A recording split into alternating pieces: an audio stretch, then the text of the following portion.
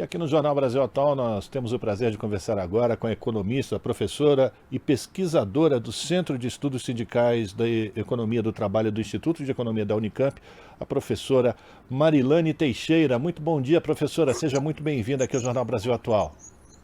Olá, bom dia a você também, Rafael. Um prazer estar com vocês nesta manhã. Obrigado. A gente vai falar sobre a tal PEC da transição. Ontem, o vice-presidente eleito, Geraldo Alckmin, entregou ao Senado a sugestão do texto dessa proposta de emenda à Constituição, professora. Pela proposta, os valores a serem pagos pelo Bolsa Família ficaram fora do teto de gastos, sem referência também a limite de prazo. O relator-geral do orçamento, o senador Marcelo Castro, disse que, abre aspas, não queria fazer terrorismo, mas advertiu que se a PEC não for aprovada, não será possível fechar o orçamento. E no meio desse falatório, a turma da bufunfa, do chamado mercado, que adora juros, que, é bom lembrar, estão num patamar que é o dobro da inflação, já começou a chorar, né, professora? Como é que a senhora está avaliando a apresentação dessa PEC? Como é que a senhora vê a possibilidade ou avalia a possibilidade dela ser aprovada com o mínimo de interferência por esse Congresso, essa legislatura que está terminando? Muito bem. Bom, Rafael, ela é absolutamente necessária, né? Ela, inclusive, seria necessária mesmo com a possibilidade de recondução do atual governo para um próximo mandato, porque quando esse atual governo enviou o projeto de lei orçamentária anual para 2023, ele encaminhou com a manutenção dos valores do Auxílio Brasil, né, que vai passar a ser chamado, voltará a ser chamado Bolsa Família, nos valores, nos patamares anteriores, que eram de pouco mais de R$ 400. Então, já havia, de alguma forma, um rombo, né, uma necessidade de cobrir esse valor em torno de 52 bilhões. Ele enviou um projeto, né, com valor apenas de 105 bilhões para o programa, para o Auxílio Brasil, agora Bolsa Família, e as necessidades eram em torno de 175, né? Então, a PEC ela é absolutamente necessária, ela é uma medida correta, porque ela dá mais segurança jurídica e eu tenho a impressão de que há um clima, mesmo considerando, né, que nós estamos falando de um Congresso muito desfavorável, que parte das pessoas que estão lá, inclusive, não vão seguir no próximo mandato, não foram reeleitos, mas mesmo assim de se aprovar a PEC o mais rapidamente possível para que possa ter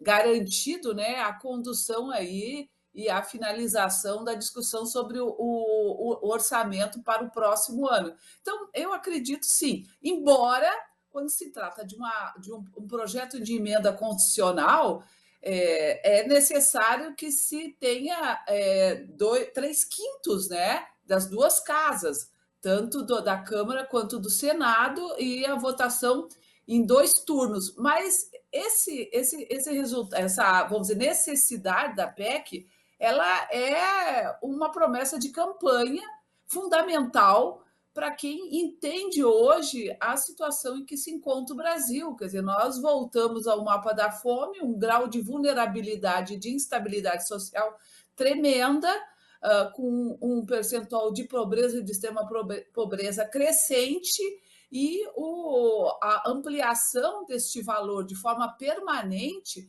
para R$ 600 é uma necessidade, uma urgência muito grande. Ela, sem dúvida nenhuma, deve se inserir entre as primeiras medidas adotadas pelo novo governo, assim como a valorização do salário mínimo, Rafael. Pois é, professora. Segundo o relator do orçamento, são 3 pontos, né? Esses 175 bilhões de reais para o Bolsa Família, que volta a ser chamado de Bolsa Família.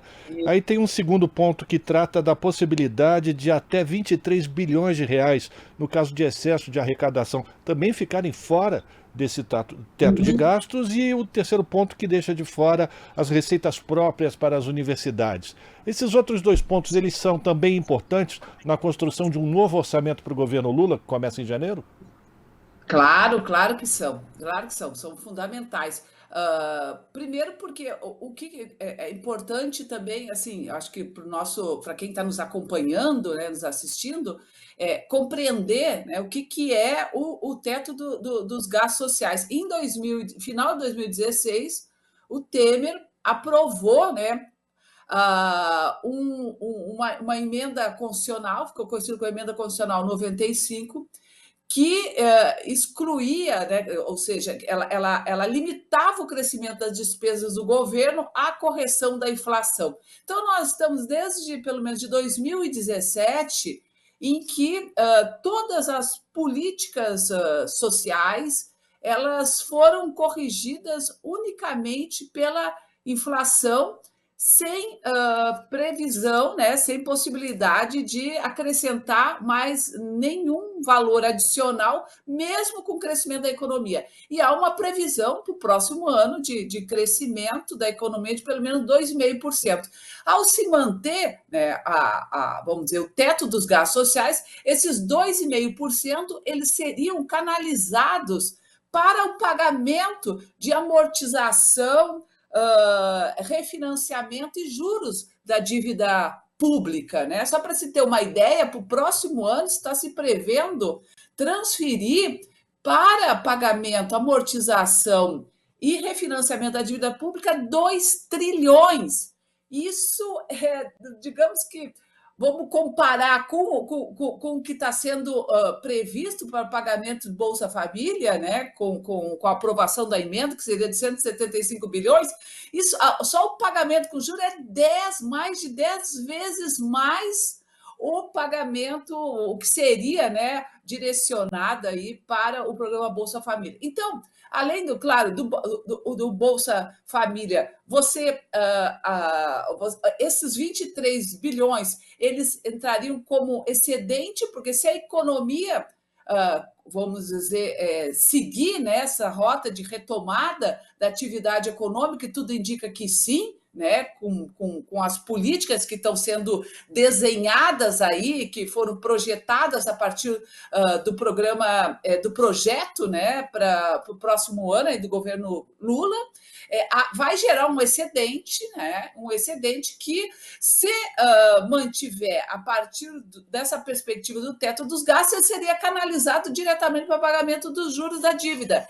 E não, a proposta é que ele seja utilizado em políticas sociais. E retomar os investimentos das universidades é fundamental. Nós estamos com bolsas de pesquisa congeladas há décadas, né? Nós estamos com um quadro muito, muito negativo, em termos, inclusive, de perspectiva, né, dos nossos estudantes, seja de mestrado, seja de doutorado, alunos de pós-graduação, de poder seguir numa carreira, porque não vê perspectiva, você não tem bolsa de pesquisa, você não tem atualização dos valores, não tem investimento em pesquisa, em laboratórios.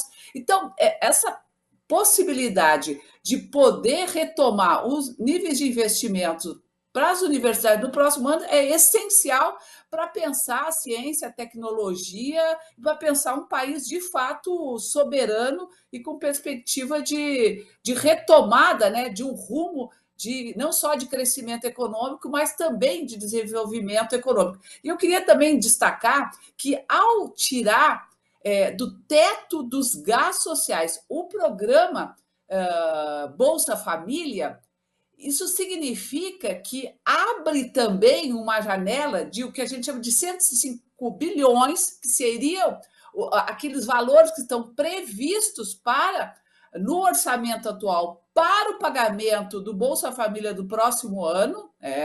Então, abre, né, um valor estimado de 105 bilhões fora dos 175, que estaria fora dos gastos, né, do teto dos gastos sociais, esse 150 que poderia ser gasto com outros programas. E certamente no governo Lula, esses programas são basicamente os programas voltados às políticas sociais, seja na saúde, seja na educação, seja na assistência social, que são fundamentais aí para serem investidos no próximo período. A gente está conversando com a professora Marilane Teixeira, economista do Instituto de Economia da Unicamp. Professora, eu quero falar com a senhora também sobre a valorização real do salário mínimo, que isso significa injeção direta nas pequenas economias, no caso dos pequenos municípios. Mas eu quero uma avaliação sua, porque me chama a atenção que desde as eleições, o ministro da Economia, Paulo Guedes, e diante de todas essas discussões, ele está silenciado. Parou de falar que o avião está na pista, pronto para decolar, que agora o Brasil vai. E também Bolsonaro, silêncio. Nessa altura do campeonato, é melhor que eles continuem dessa forma caladinhos para não atrapalhar? Ah, não tem dúvida nenhuma. Inclusive, do ponto de vista, quer dizer, da nossa saúde mental e da saúde mental da população brasileira, da sociedade, essas últimas semanas têm sido realmente muito tranquilizadoras, porque a gente percebe quanto é impressionante o mal que essa equipe econômica e este governo faziam para a sociedade, porque não tinha um dia que eles não vinham a público com impropérios, com ofensas, com ameaças. Então, realmente, eu acho que desde o dia 30 de outubro, nós estamos vivendo num outro Brasil, né? E isso já se expressa agora na viagem do presidente Lula ao Egito. Então, e a repercussão internacional disso e a repercussão também interna disso. E, obviamente, se calaram sobre todos os aspectos, né? Nas vésperas da eleição, por exemplo, todas as ameaças que envolviam esse debate em torno do salário mínimo, que é um verdadeiro escândalo, né? Porque o salário mínimo já é um valor muito aquém do que são as necessidades básicas necessárias para poder garantir a sustentação de uma família, né? Já está muito aquém dessas necessidades e provavelmente para tentar, de certa forma, sinalizar positivamente para o mercado, para os investidores, soltou, né, essa perspectiva aí, se o Bolsonaro vencesse as eleições, de que a partir de janeiro haveria a possibilidade de congelamento do salário mínimo e consequentemente, também a desvinculação do salário mínimo das aposentadorias, o que é um absurdo, porque hoje no Brasil a maioria das pessoas, bom, na área rural 100% recebe até um salário mínimo e nas áreas urbanas pelo menos 60% a 75%, entre 60% e 65% das pessoas recebem até um salário mínimo, né? E desvincular, por exemplo, os benefícios previdenciários do salário mínimo é um verdadeiro crime, porque o salário mínimo ele é fundamental, ele é um farol, ele orienta, inclusive, para vários segmentos econômicos. A gente, inclusive, costuma comentar que até para a informalidade. Então, por exemplo, quando um trabalhador, uma trabalhadora é contratado, mesmo em condições mais precárias, sem registro, sem carteira de trabalho assinado, mas a referência da contratação segue sempre sendo o valor do salário mínimo, né? Além do impacto que isso causa nas pequenas comunidades, nas pequenas cidades, estimula, faz a economia girar nas periferias da cidade, das comunidades e também nas pequenas cidades. Então, junto com o reajuste, né, do Bolsa Família, assegurar que o Bolsa Família possa ser mantido nos próximos 4 anos com esse valor de pelo menos o valor de R$ 600 e provavelmente com correção, garantir o auxílio às crianças, né, que também é uma outra deficiência muito grande, nossa, corrigir a valorização do salário mínimo é fundamental, porque o salário mínimo, enquanto que o Bolsa Família ele tem um impacto muito grande sobre a pobreza, a extrema pobreza, valorizar o salário mínimo, ele tem um impacto sobre a redução das desigualdades.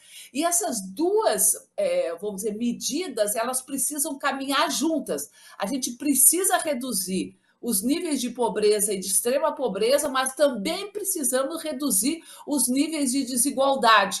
E para reduzir os níveis de desigualdade, o salário mínimo, né, a valorização do salário mínimo, é um instrumento fundamental, além de outras políticas, evidentemente, que vão ser certamente desenvolvidas, né, vão ser acionadas no próximo período, como a política tributária, política de renda, entre outras, né? Professora, para a gente terminar, eu queria uma avaliação sua também sobre essa bondade que o governo Bolsonaro fez para o sistema financeiro, para os chamados mercados, principalmente para os bancos, na verdade, que foi a entrega do empréstimo consignado em cima do antigo Auxílio Brasil, né, que vai virar o Bolsa Família, que garante a transferência, a drenagem desse dinheiro, que seria exatamente para que as pessoas possam comprar comida, transformando isso já como um recurso adicional para o mercado financeiro. Com a aprovação dessa PEC, isso também dá uma tranquilidade para esses tubarões da economia que vão ter durante 4 anos garantidos esses recursos, a não ser que o governo de Lula modifique essa questão do juro consignado para o Bolsa Família, não? Olha, Rafael, eu acredito que o próximo governo vai alterar isso, porque isso é um verdadeiro escândalo. Inclusive, já existem medidas que apontam a inconstitucionalidade. Você não pode, por exemplo, um auxílio, como no caso do Auxílio Brasil e futuro Bolsa Família, você atribuir a possibilidade de um consignado, ou seja, você está comprometendo um auxílio, quer dizer, inclusive isso já está sendo analisado e eu acredito que vai ser considerado inconstitucional, porque o problema, assim, que isso foi pouco divulgado. Quando você olha, por exemplo, as taxas de juros do pagamento, né, desses valores consignados do Auxílio Brasil, elas estão acima das taxas de juros que são realizadas comumente pelo próprio mercado e também, inclusive, para quem faz uso do consignado, como é o caso dos beneficiários da Previdência Social. Estava em torno de 3,75% ao ano. Isso é muito acima do que se paga para quem tem acesso ao consignado por meio da Previdência Social e também para quem tem acesso ao consignado por meio de outros mecanismos, né? Então, assim, ainda por cima é uma facada, é um absurdo. Você considera. Primeiro, você está.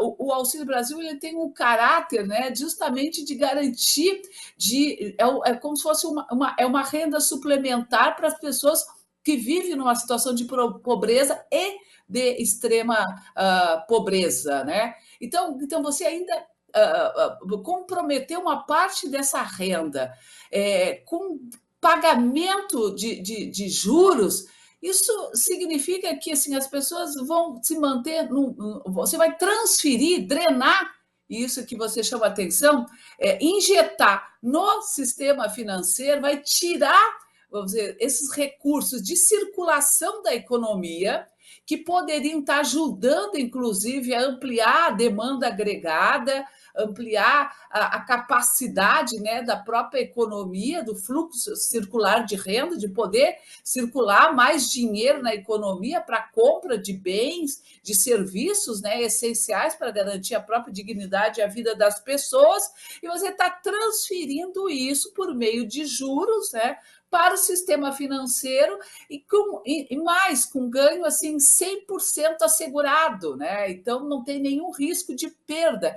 Isso, sem dúvida nenhuma, foi um dos grandes escândalos, né?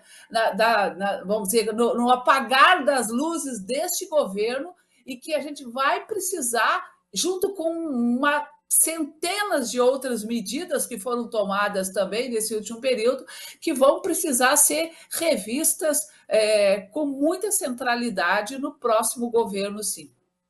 Quero agradecer aqui a participação da professora Marilane Teixeira, economista, professora e pesquisadora do CESIT, o Centro de Estudos Sindicais e da Economia do Trabalho, do Instituto de Economia da Unicamp.